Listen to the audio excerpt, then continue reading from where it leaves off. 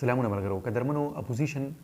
ستوي اپوزیشن چا ته ویل شي او په یو سیاسي نظام کې د اپوزیشن حیثیت او د دې کار او کردار سوي او بیا د اپوزیشن د مخامخ چیلنجز سوي او د هغې نه پس په پاکستان کې د اپوزیشن کردار چې کوم دی کار چې دی نو په هغې باندې به هم بحث کوو نو د ټولو لومړی اپوزیشن چا ته ویلی شي نو هغه پارټۍ او هغه ارکانو چې هغوی په پارلمان کې دننه په پاور کې نه په اقتدار کې نه په حکومت کې نه نو هغوی ته اپوزیشن ویلی شي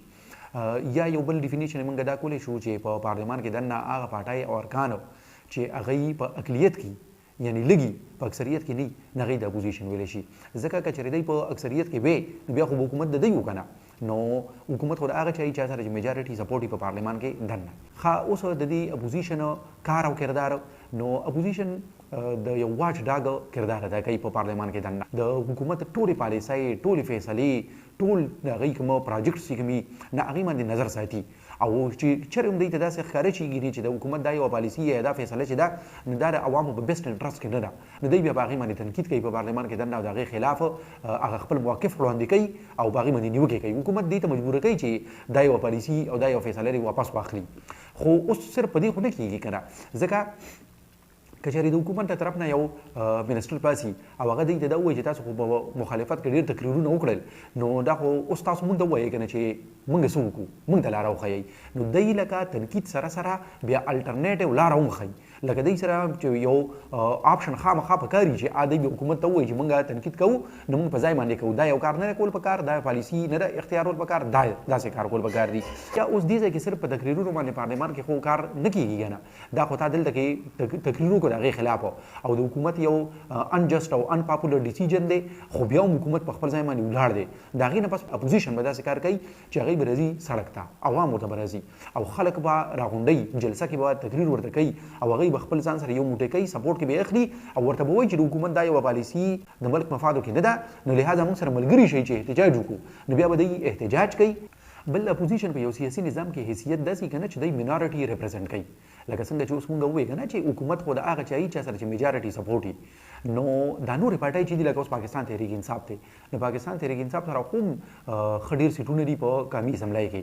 او دا دوی کې چې هر یو حلقې نه یو ایم ان ای راغلی دی نو ده سره خو د لاک نه پاسه ووټ اخیستی دی لکه ډېر ووټ یې اخیستی دی نو بیا دلته راغلی دی نو چې دلته راغلی دی دوی خو دا چې څومره حلقو نه پی ټي آی ګټلې ده یا نورې چې کوم اپوزیشن پارټۍ دي لکه یا جمعیت اوس په اپوزیشن کې ناست دی نو دوی خو هم لکه یو لویه علاقه د ملک چې دا نه هغه ریپرزنټ کوي نو که چېرې داسې د حکومت پالیسي چې هغه د دې میجارټي لپاره چې هغوی د کوم علاقو نه ووټ اخیستی دی د هغوی لپاره خو ښه ده خو د دې مینارټي لپاره ښه نه ده نو دوی به د دې مینارټي لپاره بیا اواز اوچتوي ښه د دې نه علاوه بله یو خبره چې دوی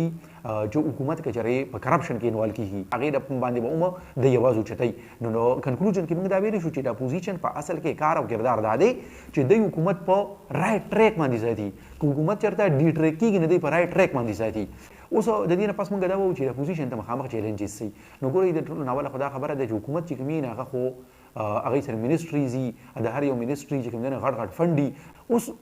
اپوزیشن سره خو فنډ نه د اپوزیشن سره یو غټه مسله دی چې دوی سره ریسورسز کمی دوی سره میډیا بایس چلیږي لکه څنګه چې میډیا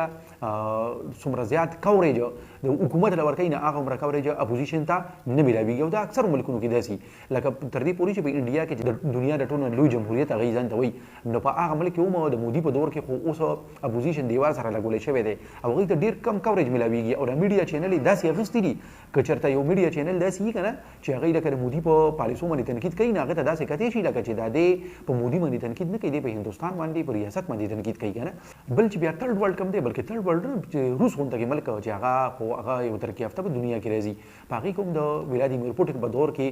اوس چې لکه الیکشن کېدو والا دی الیکشن هغه جاري دی په روس کې نو چې کوم د اپوزیشن هغه اهم رهنما وو چې هغوی د ولادیمیر پوټین په پالیسو باندې تنقید کو یا د یوکرین پر جګړه باندې نیوکه کوله چې دا نه وه پکار نو هغوی یا وایي په جیل کې پراته دي یا د ملک نه بهر دي جلا وطن دي نو په اکثرو ډېرو زیاتو ملکونو کې اوس په ټوله دنیا کې داسې یو فضا جوړه شوې ده چې اپوزیشن چې دی او اپوزیشن نریټیو نو د هغې د اورېدو او د هغې لپاره سپیس نشته نو که څوک هم د حکومت ته پالیسو باندې تنقید کوي نو هغه بیا سپریس کوي یا یې جیلونو ته ورولي یا یې چې کوم دی نه په نورو داسې طریقو سره هغه باندې زیاتې او سختې کېږي چې هغه مجبوره شي چې د خپلې لارې نه واوړي او بیا اپوزیشن کې یو دا هم غټه مسله چې اپوزیشن کې ضروري خو نه ده چې اپوزیشن کې یو پارټي کنه نو اکثر پکې داسې چې لکه په دې کوم د ډېری پارټي نو په دې کې کله نه کله انټرنل کنفلیکټ راشي د دې پارټو په منځ کې کنفلیکټ چې د دې کله کنفلیکټ راشي بیا خامخا د هغې نه حکومت ته فایده وځي اوس پاکستان کې اپوزیشن که موږ وو نو پاکستان کې خو د بده مرغه څنګه چې حکومت خپل کار ټیک نه کوي چې د څه لپاره دی له خلکو اوټ ورکړی ښه حکومت یا ښه پوزیشن به هغه چې هغوی د څه لپاره ولا چا اوټ ورکړی دی چې هغوی په هغه باندې پالیسۍ باندې کار وکړي په هغې مطالباتو باندې کار وکړي نو اوس په